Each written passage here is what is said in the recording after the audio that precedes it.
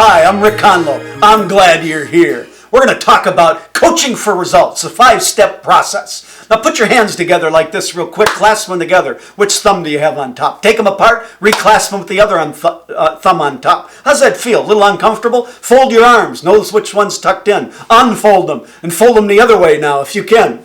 You got it? A little uncomfortable? You may have to change something based on what we cover here, but it'll help you be more successful. So hang in there as we go through this material. You'll see some pictures here of Olympians. Wow, the Olympians are the epitome of peak performance, the best of the best performing. And I want to make a message to you this, is that your people can achieve peak performance, but it takes excellent coaching for you, coaching focused on results. And that's what we're talking about here. It's reminding me of a story, a cartoon, if you will, of a manager going up to an employee's desk and going, "Why aren't you working?" And the employee says, "Well, I didn't see you coming." You know, too often we have that in the workplace.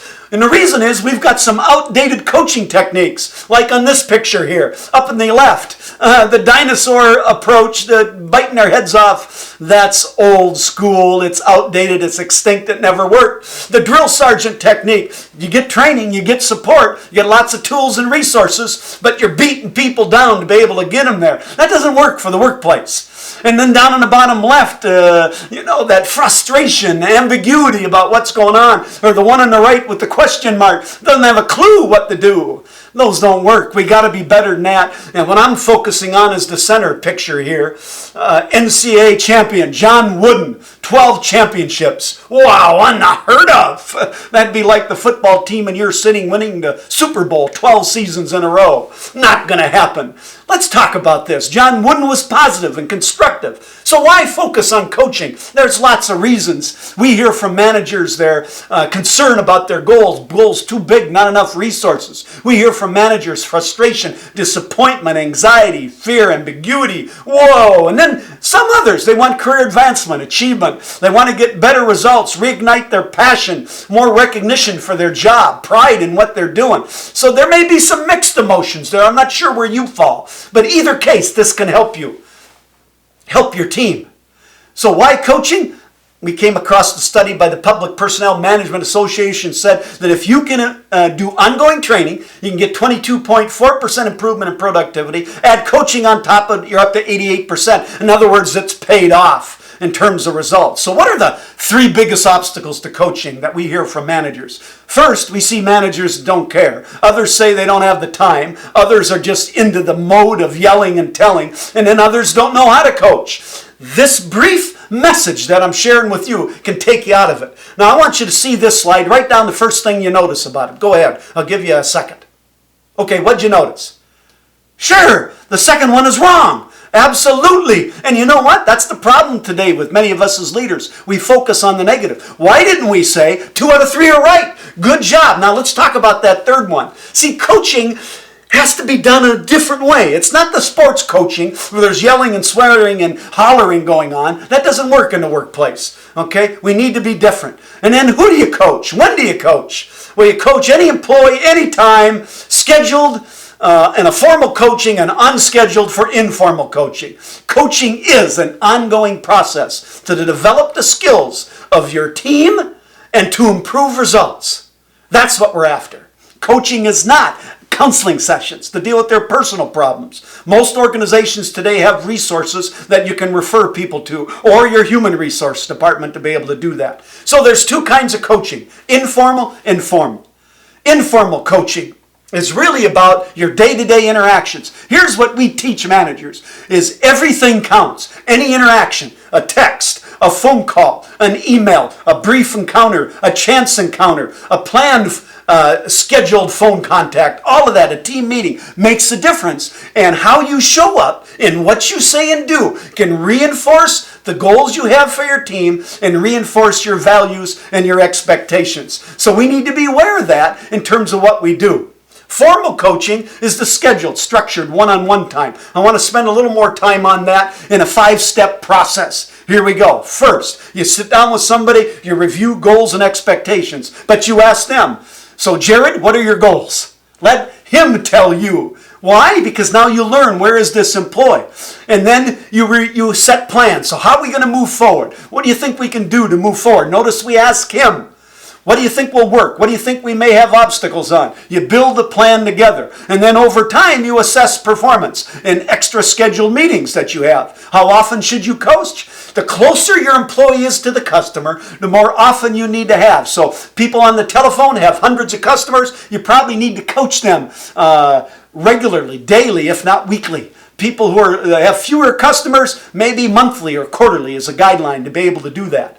And so then you have those scheduled meetings and assess performance. You ask them, how's it going? What's working? What isn't? First you ask them, then you provide your feedback and guidance. And then you got to have follow-up. Your informal coaching will help you with your follow-up, and then your ongoing scheduled meetings will help you with that follow-up as well. Do you see where I'm going with this? A structured process on the formal coaching that has a method, a system to it to be successful. Good coaches establish clear expectations and goals. Good coaches provide performance feedback. What's working? What isn't working? Good coaches provide relevant information and consider that as they discuss them. What's the data? What's the circumstance? What do the numbers say? We should always know where our people are at, but we want them to tell us in a coaching session. How you doing? What's working? What isn't working, as I said. Good coaches always observe performance. If we've got people on the phone, we're going to listen in. If we got people in the sales field, we're going to go out in the field with them. See what I'm talking about? Or we observe our team in action in the office. What are they saying? How are they acting? What are they doing? Not checking up on them, but being a part. That's called engagement.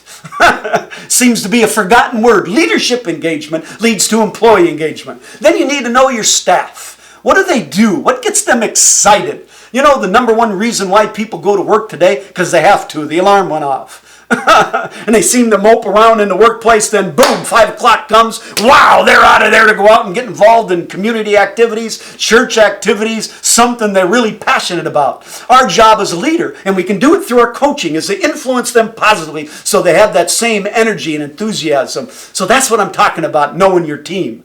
And then, of course, good coaches recognize progress and reward accomplishment. And then, in it all, it's got to be a warm, friendly environment in the workplace today.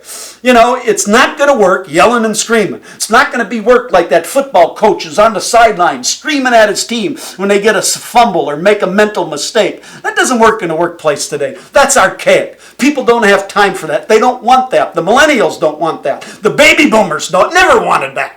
Hear what I'm saying here? So we got to work on our human relationship skills to be most effective. That's what I'm talking about with coaching. And then last, to sum this all up, there are 5 key questions we want to get answers to in our formal coaching situations. When they're informal, usually we're looking for 1 or 2. And then there'll be other questions that will split off of this. But how's it going? What's working? What isn't working? What help do you need? And what do you think you can do better or differently next time? 5 key questions that add power and depth to your coaching sessions with your team. And I'm going to bring you back to this, is that people have incredible potential, just like Kyle Maynard. And our coaching will bring it out. See, Kyle, when he was born, his arm stopped here and his leg stopped there. And most people say, oh no. And the parents said, freak, his parents gave him great coaching. They brought him up to believe he could do anything he put his mind to. And he did. And he grew up and he wrestled and he played football. Boom! He could nail him. I remember seeing that on a video about him. And people asked Carl, what about your disabilities? And Kyle said, not my disabilities. Life is full of possibilities. And that's how we have to think as a leader about our team. And coaching will help us tap that. That's how we create superstars in our team. Hey, I thank you for spending this time. I wish you great success and look forward to seeing you again soon. Take care.